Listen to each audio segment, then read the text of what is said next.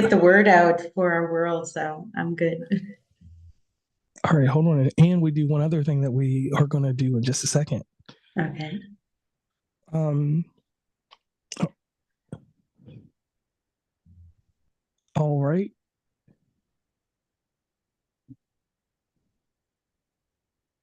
All right, let me get back in here Yep. because this thing is wild. Where's my Zoom meeting? How long have you been doing this, JR? I've been doing this, give or take, since 2017. Oh, wow. Okay. And And you still love it, or it's like yes, still your ma'am, I thing? love. Yes, ma'am. There are two things you have to do in the world, and we're right now we're actually live streaming on YouTube. So that's one thing I tell everybody about. I do the live stream with certain people because I had enough time to read your book. This is kind of like the behind the scenes part. This isn't the actual recording right now, but the people that are live are hearing us right now. Um, Okay. so the thing is like after reading your book and being able to go through something like that, I like someone that takes the time to send me something. I would have even bought your book if you had just told me where to find it. I would have grabbed it. You have a great system set up there, but basically, two things that you have to do in any type of content creation: you got to have passion for what you do, and then when it starts to bother you or get really bad, you have to have compassion. And those are two things that I use in life with people in general. Those are two questions that are deal breakers with people. I will ask you, what's your passion and how do you handle compassion? Because compassion has got to be there in the middle when you get tired of what you're doing, like when you write or helping people out in the different workshops and things that you do. Those are things that you have to take forth. So in just a moment, are you ready to record? Sure. All right, hold on. Let me do one thing real quick because um, my do not disturb is not on. It's supposed to be on. It's okay. And Were you able to see my pop-up that just happened? I closed the application, but it keeps oh, you're coming good. out somehow. Okay, good. Technology. Yeah, technology is a thing. Yeah. So we are about to record, so let's get started.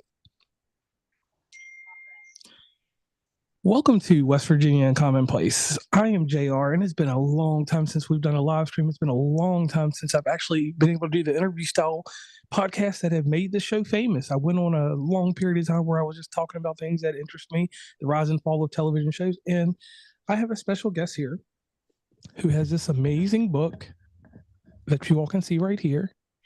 Her name is Sandy Stream, and this book right here is called The Courage Circle. So, the nostalgia question that we always ask, and the guest is already here with me, and her name is Sandy Stream. The nostalgia question is, who is Sandy Stream? So, Sandy, please tell us who you are and meet and greet people across YouTube and let them know who you are.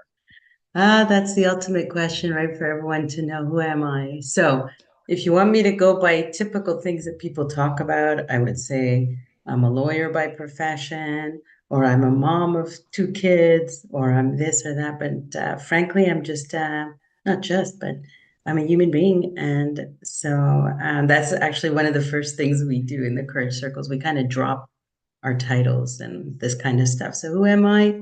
I don't know. I'm a heart, I'm a spirit, I'm a person, I'm a human, whatever word works for you. But I think you know what I mean by that. Yes, I do. So let's dig into it, and we're going to get towards these hard hitting questions. So I'll start off right here like this: what inspired you to shift from teaching law to focusing on facilitating workshops to promote inner peace and strength? Suffering, basically. So during COVID, I went through I mean, I've had a hard life as many other people. I mean, everybody goes through a million things. And I really thought I had already gone through many challenges. COVID was actually even more challenging for whatever number of reasons. Everyone has their story about it. And I found myself, like, how do I live? Like, how do I function in this world? What do I do? How do I be okay given, what's going on around me, inside me, everything? And so I decided to start to just sit there kind of. I drew a circle on my wall. I don't really know why I did that. I painted it. And then I just started sitting there a lot. And I was I think doing research, if you want to call it research, meaning watching a lot of videos, reading, etc., and research inside to see what's going on in there. And whatever, I put my pieces of my puzzle together so that I basically feel well. And then I decided to publish the book of my pieces of my puzzle. It doesn't mean they're the same for everyone else, but certainly there must be a lot of similarities because we're all human beings. And once I published the book, I just felt very, very strongly compelled that I really need to talk about these topics with other people. And so I started doing circles at my local yoga studio, and we basically sit there, a bunch of adults of various ages, races, genders, professions, everything. There's no rule about that. We sit and we discuss what I consider to be the most important topics that I never really learned, whether I did many degrees in university and my school, my whatever I did, the home, the workplace, I just never really understood these topics well, and I find them to be the most important topics. And so now I kind of sit around with people and discuss them and facilitate groups to discuss them. Okay, and I like that answer. Now, your book emphasizes finding peace with oneself while taking action. How do you encourage readers to strike this balance? Because the thing is like with some people, they look at a cup and it's half full, half empty, but they don't have an initial balance to, do I need to drink more or do I not drink? They just pause and they leave themselves in an indiscretion type deal, and they're like, I'm not going to do anything, and they just halt. So how do you help them, encourage them to take, get a balance? Well, like I said, it's so many pieces of the puzzle, and that's what every single week we have a new topic. So, we have a topic about demonizing your own emotions. We have a topic about setting boundaries. Topic one's about what do I need? We have like so many different topics, but I guess ultimately it's just getting to know yourself in a deeper way, and then starting to trust yourself, and also for me, anyways, there was having to challenge, not challenge because I was against anything, but because they weren't true. Like a lot of the messages we get from our world around us are just not true. And so, in spending a lot of time with meditation and within myself, whatever, I was really trying to see like what's true here. And one of the most important truths, at least that I found, was to find goodness in your own heart. That's might sound like woo-woo or emotional, but it's very, very important as a question of fundamental truth to see like, am I actually good? And we find that. I think many people can find that if they look there and have compassion for themselves and see that whatever they've done, mistakes or not, or whatever, they can understand why and how they might have done everything. And so, when you find this goodness and love for yourself in a very, very deep way, and I don't mean it superficially like a lot of people talk about it, but actually really, really care about yourself and understand yourself in that way, then you don't necessarily need to get that from other people. So I wouldn't need you, for example, nothing against you, Jay, but I don't need you to approve of me right now or to like me or to love me, right? Because I already feel it. And so a lot of our behaviors that we might do in our world are for the purpose of getting, I need to, this person to like, this one will think I'm good, this one will think I'm that, this, we're doing it for those reasons. Where if we really feel this deeper goodness inside of us, we actually don't need to do anything, right? We can just sit on the floor and do nothing and feel I'm fine. Like I don't need to do anything. But it doesn't mean we won't do anything. We might end up being very active in the world, doing all kinds of things, but it won't be to get those points or some kind of weird point system that we're under. Like if you get this degree, you get this many points, you're tall, you get this many points, you do this, you get point. I mean, it's all nonsense. There's no point system. It's like imaginary.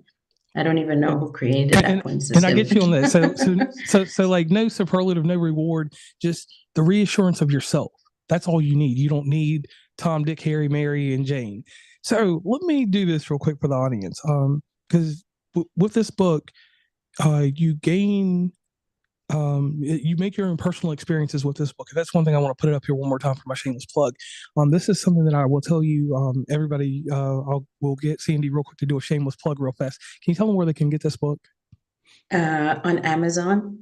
and on the Okay. other main Barnes and Noble and all the other ones. But thank you for doing that, JR, because I really feel, very, very passionate about what I'm doing because of, all the war and all the misery we see. For me, each person that finds their own sense of peace internally, whether through, some things I mentioned in my book or other people's books or anything else, this is really the way that I think we're going to have some peace in our world. So Okay. And for the audience, so that they can get a little bit more personable with you, can you share a pivotal personal experience that influenced your beliefs and your inner strength and peace?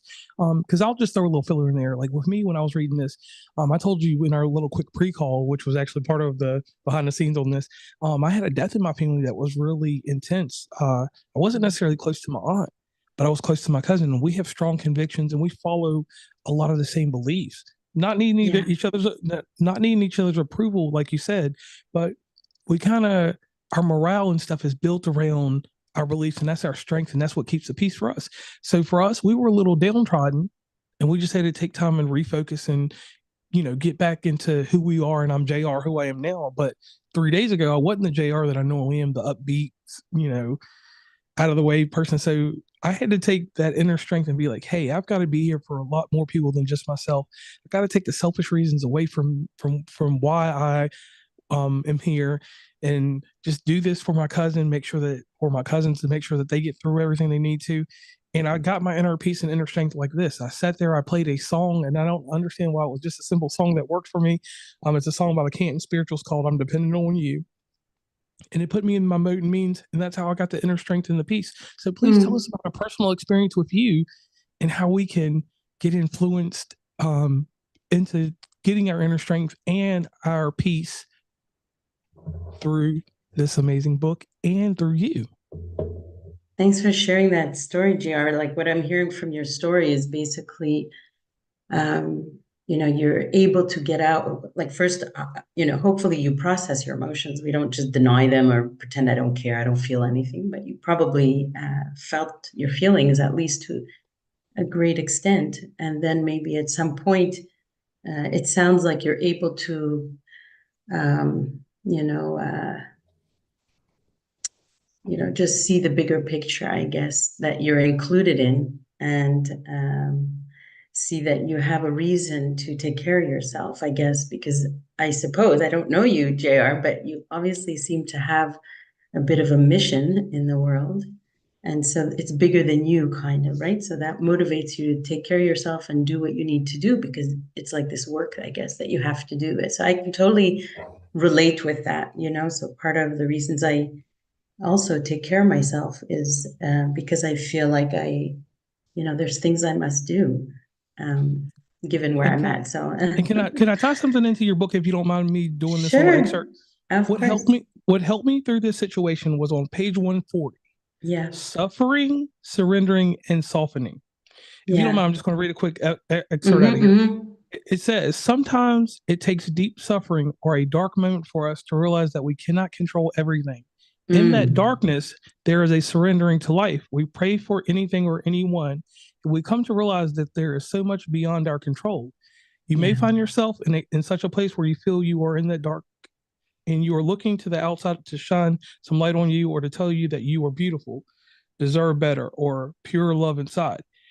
And I just took that little excerpt because I don't want to read all of it because I definitely want everybody to grab the book, but that helped me. I can see It, that. Yeah. it was, well, for me, um, reading that some people take things and they turn them into affirmations, which that's fine if you do that. Some people take stuff like this and then they make a parable. And I'm one of the parable people. It's a lesson that I get from this. So I Mm. had to not be that hardened person that I normally am, because certain things I just desensitize myself and just help everybody around me. But I really took time with this, and you can't put a measurement on grieving, but that excerpt right there helped me through that struggle. Oh, so happy to hear that. I'm So I really really happy want to to. hear that. Yeah. So you kind So of whatever surrendered into something and allowed, basically, right? You allowed whatever life occurred, you allowed your pain, you allowed everything to be for a moment, I guess, right? And yes, ma'am. yeah, and maybe I guess saw a little bit of your as dark as it seems, there's always a little something that brewed inside you, I guess, that brought you back. So Yes, yes. So, it's nice. so one thing that I want to do, I want you to differentiate something for me. Mm, Force and power in your mm, book. And why is this distinction crucial? Because people need to understand that that in your book, there's a different, you differentiate force and power. yeah. So why is that distinction crucial for the readers? So when I started writing the book, I really thought I'm writing about, how to be okay, or maybe some self-help concepts, or I really didn't know what I was writing. I was just trying to organize my own self. And then slowly but surely, I realized actually it's a book about power, but not the type that we see in the news and all kinds of things like that. There's a famous quote from the book Power versus Force. So maybe, some of the ideas probably come from there, but power is not what we're seeing in the world, in the politics and all that stuff. That is called force. Okay, power is something completely different because it's innate. It's not something that we need to get and push and do that kind of think with. It's something that's actually inside all of us, that's there, just like the sun, right? The sun has innate power in it. And so when we use the word power, it's not in the same way that people are using it, but we are absolutely incredibly powerful in this type of word because we can make choices all the time. I mean, that's an absolute superpower, right? We could have compassion for ourselves and be well almost in any circumstance. Like there's a lot of things that I would call power. We can impact each other through our hearts. So there's a lot of things I would call power. We could set boundaries. We could do many things that are not force that I think are definitely going, more powerful than force. Actually, like it's going to be definitely what will prevail because it's innate. It doesn't need any like food or effort. It's like an effortless existence when you're living in your power. And a lot of people might not even realize they kind of have it or where is it. And the simple example that I gave you earlier, like for example, like what if I decide JR and Stacy, let's say you two people in the world, you're going to decide, what I should dress, how I look, and to approve of me or not, reject me or not. I've literally, so I'm not even saying it like theoretically, but I've literally given you two the power to control my life, right? I've given Yes. it to you. You get to approve of me. You get to decide what's good and bad, or, all of these things. So that would be literally giving it to you versus taking it, and keeping it. So people use the words, but do you actually feel it that, yes, that is my power, my decision of these kind of things. So we can definitely find our power slowly but surely, especially after learning to set boundaries, which takes incredible courage and is very, very difficult to do. Okay. And the thing in that, I will Yeah. hold on that right there is starting that off, you got to Mm. cultivate confidence. Yeah. So what I would like to ask you is this. So when like what advice would you give an individual that's trying to cultivate the confidence to do that? And then also as you're doing that and you're telling people about it, because some people think that when people are telling them about their processes and their problems, that they're coming off as arrogant. What advice do you have for individuals to try to tell them to cultivate the confidence without coming off as arrogant? So I don't know, maybe we could do a quick example. So are you comfortable to just share Yeah, something about I'll your give you. life and let's see how I can, I don't know, maybe it lead to an actual example of how to be All right. confident. So maybe anything going on that you're comfortable to share. Yeah. So I'll say this. So I surround myself with lots of people because of my job. And I feel that I'm an authority in certain areas. And when it's something that I'm not authority, so I'll give you an example. We'll just use a materialistic item. There's these projectors called Nebula projectors. I am a projector enthusiast. So no one can break my stride on what goes on with those. But if you were to ask me to cook a Mediterranean dish, this is a good example. This will go here. I don't have the know-how unless I read about it to Yeah, do it. that's But fine. it, Yeah. but it doesn't mean I have the confidence to actually go out and get that olive oil and get everything started. Yeah. In that instance, my emotions, my fear, my insecurity of doing well Mm-mm. stop me from having the confidence to do it. But if I do it, here's the caveat to that, I guess, or not caveat. We'll just say this: if I do it and I don't do well, I may tell someone about it, but I may come off a little rough with it. Like maybe I'm telling you that I made this balsamic salmon or something, and I don't think it's the best, but I'm telling you, hey, I did this. It tasted fairly decent. Blah blah blah blah blah. And sometimes the connotation that comes from that, like the tone, the way my face looks, the eyebrows moving, I may be putting on airs to certain people, if that works. Okay. So, I mean, so do you feel like you're arrogant or you're worried that other people think you're arrogant or? Well, I'll say this: when I give knowledge to people about anything, I Mm, sometimes feel like when I'm in a room with people that sometimes I do come off as kind of arrogant yeah. because Okay. I go research things. I like if Yeah. you told like when I read your book, I'm not saying that I'm a master of this book, but I think that I Yeah. have a good Right. cardinal knowledge to run with. Yeah, I hear you with that. So, okay. So well, confidence is a big topic and I don't know. So the first example you were giving about cooking or whatever. So a lot of people will be afraid to do that new activity or whatever else, because again, they're always measuring themselves in that point system. And you're thinking, I'm a better person or a more successful person if I can do cooking and I can't make mistakes or I lose a point or I'm stupid or, you're in that point system. So for me, when you don't belong in that point system, you're not doing it for anything. You're just doing it because you want to try the cooking and all mistakes are allowed and everything you can do well or not well. It doesn't affect, again, this, inner goodness thing. So I wanted to just say that about what you mentioned. But Okay. in terms of the arrogance thing, so this is what I've learned about it. If you're Okay. curious, um, there's a few different types of listening that are very, very important. And I wonder if you're going to see yourself in that. So would you share like a little problem that you're having in life, if it's okay, something, a concern or you know what, maybe even this one. Okay. So you actually just shared that this is perfect. Okay. So you just shared that sometimes you're thinking like, I wonder if I'm coming across as arrogant, right? When I'm talking about my things that I really feel good about. Am I arrogant? Am I not arrogant? Right. So now I'm going to show you what we do in the circle. I always do a demo before we get to our topic, because we talk about topics every week. Okay. I do a quick demo of listening, and this is super important. There's usually like three types of listening that we experience, right? So the first type of listening, you just shared something. Um, if we imagine ourselves as a human mirror, right, reflecting the truth, because what you said is true, right? What you said about, I feel like, I wonder if I'm arrogant, blah, blah, blah, that's just like, that's truth. It's pure truth. It's your experience, right?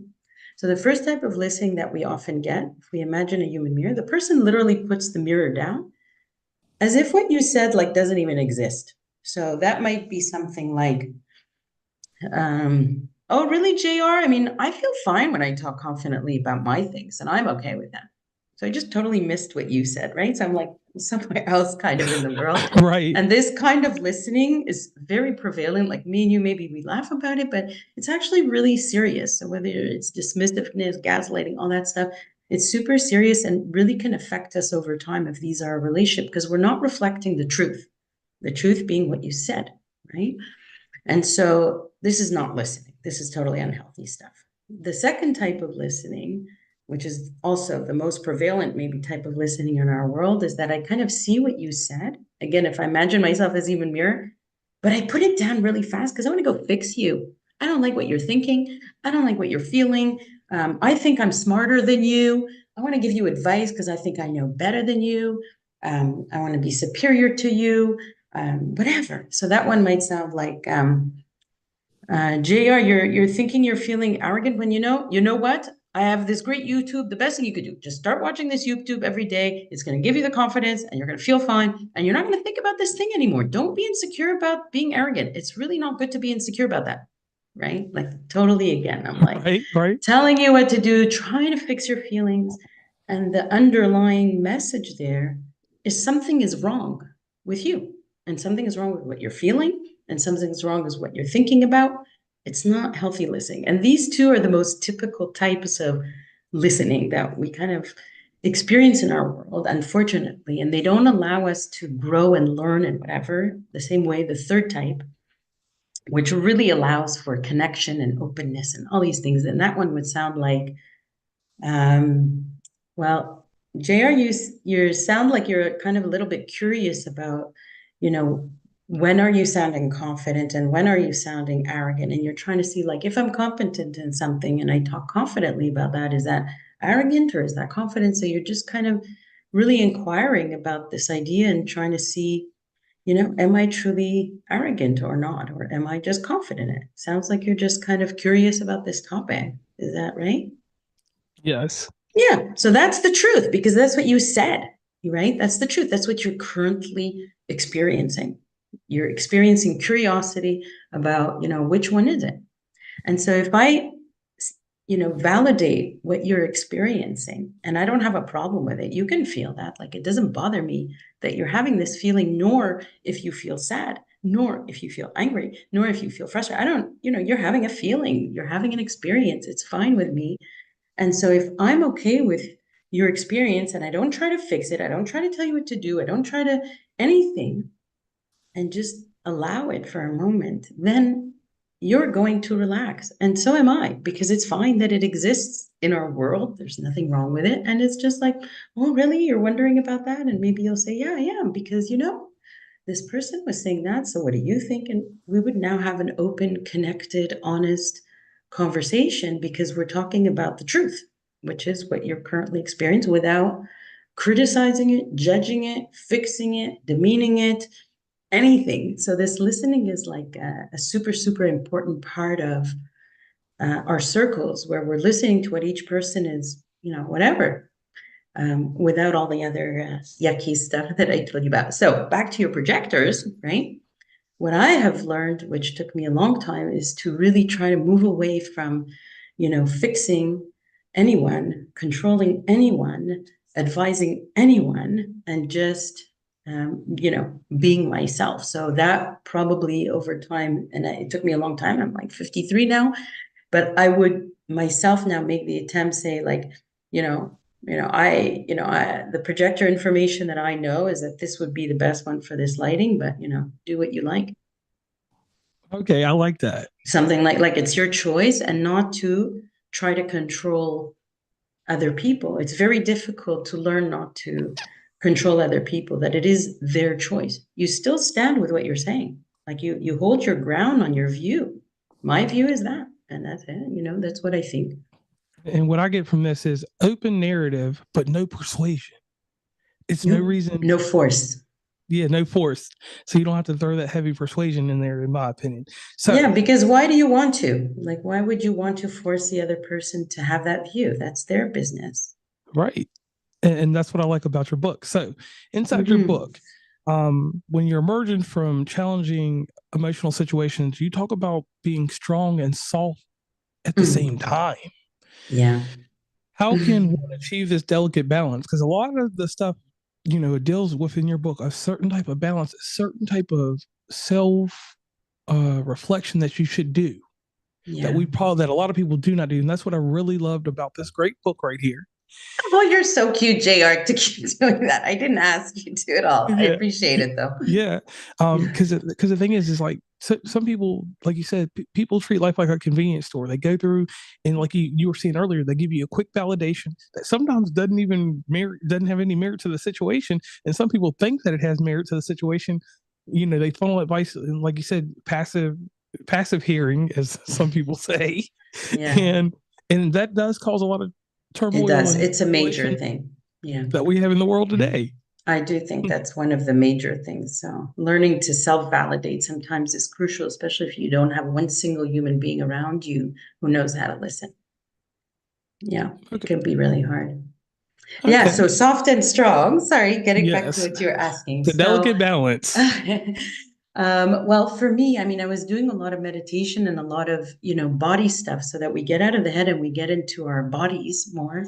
And what I found, again, it's more like what you find. It's not like a theory. It's actually what you start to experience over time, is that we have, I believe, all of us, a very soft part, which is our heart, right? It might be, maybe you're not accessing it too much, you're all in your head. That's why meditation and heart openers and Heart Math Institute, heart coherence, all these things, we have the ability to be very, very soft and kind first to ourselves. Forget being kind to anybody in the world. If you don't know how to be kind to yourself, you're not really kind to anyone else. So really, really, really learning to be kind to yourself without criticizing, not being harsh, not being critical, not being putting yourself down, all these things.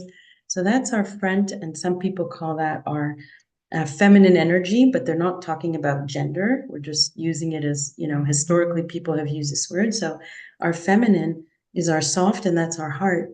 And then our back and our spine can be seen as our masculine energy. Again, nothing to do with genders, but kind of our strong part. So we can have like an inner harmony of, I'm very soft, but I'm also very, very strong. Like I have very strict boundaries, actually, for example, right? So I'm not, and I know how to hold my ground when I need to, and I know how to be alone, and I know how to support myself. My spine is actually a way to support myself. So there's times, that voice might sound like, okay, Sandy, I know it's hard. You got this. I'm here, like that kind of voice.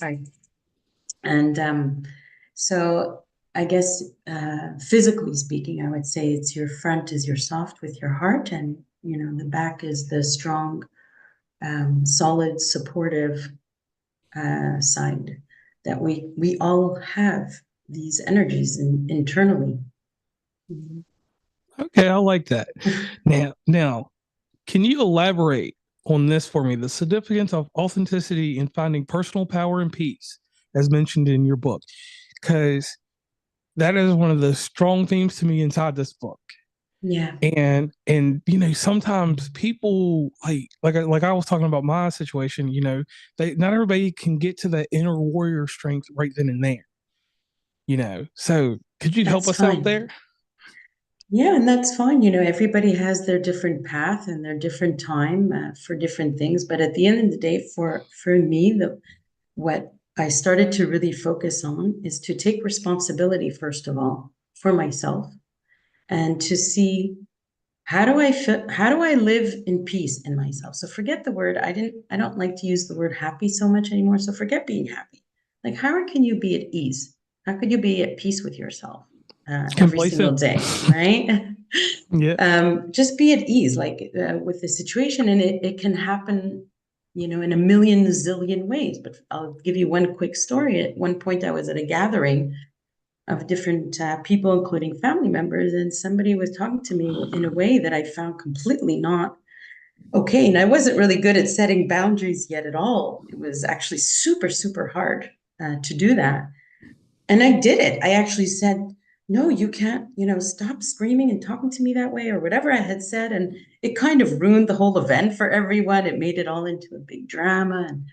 And what I realized though after, so I left, I was crying, I called my friend, and it was a whole thing. But then what I realized inside was, oh, but actually I feel that was okay to do. Like I feel at peace inside. So I'm feeling inner peace, even though there's outer conflict, versus having inner conflict and keeping the peace outside, right? So I'm going to make everybody happy, but inside I'm like, not okay.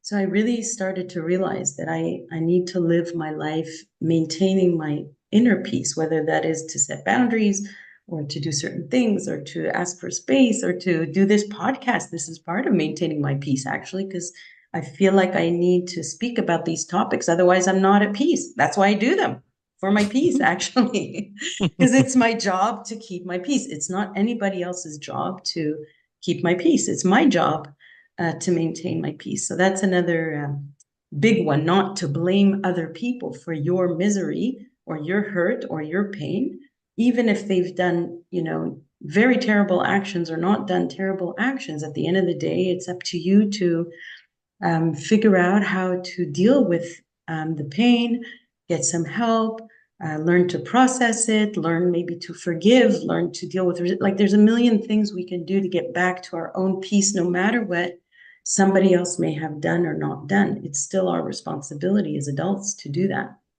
You know? Okay, and I like that. Now we're going on to a portion of the show where I pay homage to a famous news magazine, a television show called 2020. This Okay. show had John Stossel on there for comic relief, which we don't need that right now because we had some comic relief earlier. Diane Sawyer, who was very poignant with her interviews, and then the Yeah. late great Barbara Walters. Yeah. She could put you in a mood where it's a 10:59, and sometimes the news network would let her carry over to 11:05, and it would be something really strong. Or she can end it right at 11 o'clock and leave you questioning, wondering, and just she could just, if she wrote it or whoever wrote it for her, they put her in a different arena from other people that were interviewing people. So, Sandy, it's time for your 2020 questions. Are you ready? Okay. Sure. All right. Now, this first question is derived from one thing that you have.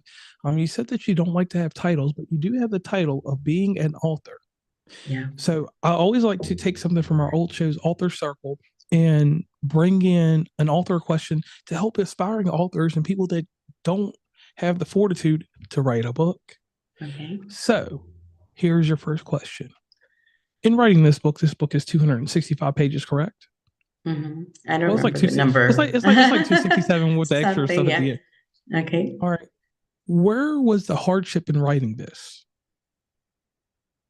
None. None? For me, I wasn't really writing a book. Like I said, I was trying to organize information to feel well myself. So I was literally like, having different departments, sections. And every time I would learn something about a topic, I would just write it down in that topic and, organize it in that topic. And so I was just organizing information for myself in organized topics, I guess. And then, was there something hard about it?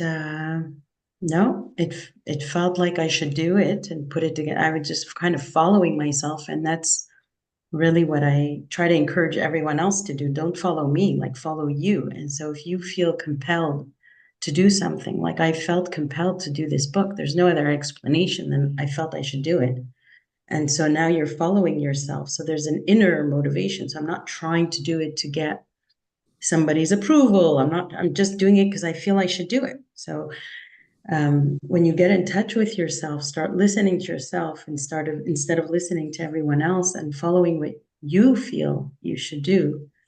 I think things just get, you're functioning naturally, just like you, I guess, JR. It sounds like you follow, you feel like you should do this work because it's whatever. And so it's not really an effort. It's like something you just have to do, right? So Right. there's an effortless about the work, right? Like it's work, but at the same time, it's just no, like it's my nature almost, right? Like there's something in your nature that's calling you to do that, and something in mine that's calling me to do that. And I think everybody has this if they, slowly but surely get to know themselves deeply and start to trust themselves and what their inclinations are and what their path is and their feelings and all that. So it's a process to start to trust yourself.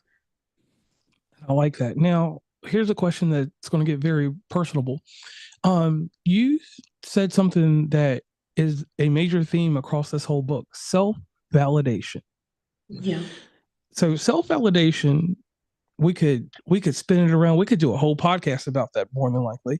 Mm-hmm. But in your opinion, when you built that courage up, because we talked about that earlier, you got that confidence. How do you give yourself self-validation without like criticism of yourself? Like, how do you validate yourself? I'm talking about you personally. How do you validate yourself and not fall into that method of, I'm going to criticize myself, but I want to give myself self-validation? So an example for me, I was telling you about making that food. I did say that the food wasn't that great, but I gave myself the self-validation that I could walk up to someone else and say that food's good. So how do you fix that? Well, I mean, I guess, in the circle, we just start talking about what it means to be kind. And normally we were taught to be kind or nice, I guess, to other people all the time. And we really didn't learn to be nice to ourselves. Like we weren't in the equation. We were always like, be nice to your grandma, be nice to this, be nice to that one. Oh, you're a good person if you're nice to here. If you're a good person, if you do nice things there. But whoever taught you that you must absolutely be kind to yourself? No, we didn't. We didn't learn that. We got the opposite message often from the world, from caregivers, from teachers: criticism, criticism, criticism, criticism, which eventually went into our brains. And now our brains are talking to us. So I see us in our heart, not in our head. But the thoughts came in, and now the thoughts are going down towards us. And then slowly but surely, when you start to feel for yourself, when you start to have compassion for yourself, like, this has been really hard, and it's been hard for me. Like, my life has been hard, and I feel for myself. Slowly but surely, if you start to care about yourself, you don't want to suffer. And if you don't want to suffer, and you realize that you are causing your own suffering, a lot of the times we're causing our own suffering, and one of those ways is this critical self-talk. Or so instead we could, realize, I don't really even need to cook an amazing meal. I don't need to be good at cooking. I don't need to do anything. I'm good. My heart is good. It's not good enough. It's absolutely 100% good. I made mistakes. Yes, I did this, I did that, I didn't, whatever, but I'm just good deeply inside. So then if you already, realize that that's true. I'm not trying to convince you. I'm saying, like, for me, I just know it's true because I looked at my whole life, why I did what's happened. I understand myself.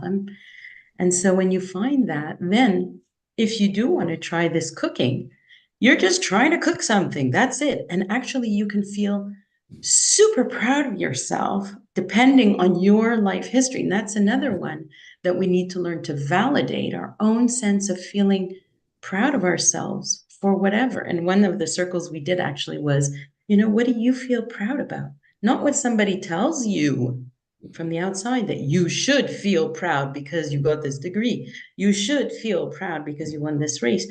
Maybe you feel proud of yourself because you tried to cook and you were scared of cooking. Or maybe you feel proud of yourself because you got out of bed and you've been depressed for 3 years and you managed to get out of bed and take a shower. And that's why you feel proud.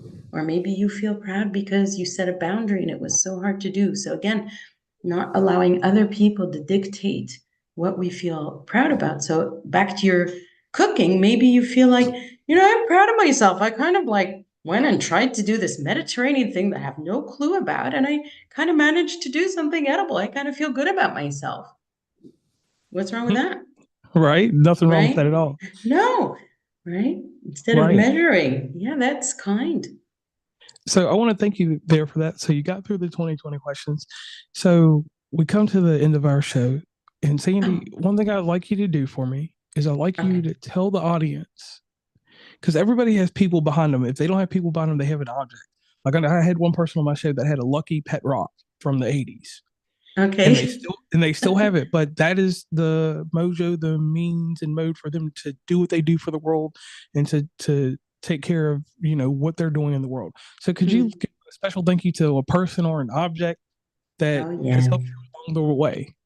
Yeah, I can definitely thank my grandmother, who had loving eyes, and they're not often to see in our world. And her loving eyes really were towards everybody, and every single person that interacted with her, I think, thought they were the favorite. So, including me, everybody felt they were the favorite. So she was a very, very special human being who was just loving, and having had the opportunity to look into those eyes many, many, many, many, many times, I think was probably my biggest influence.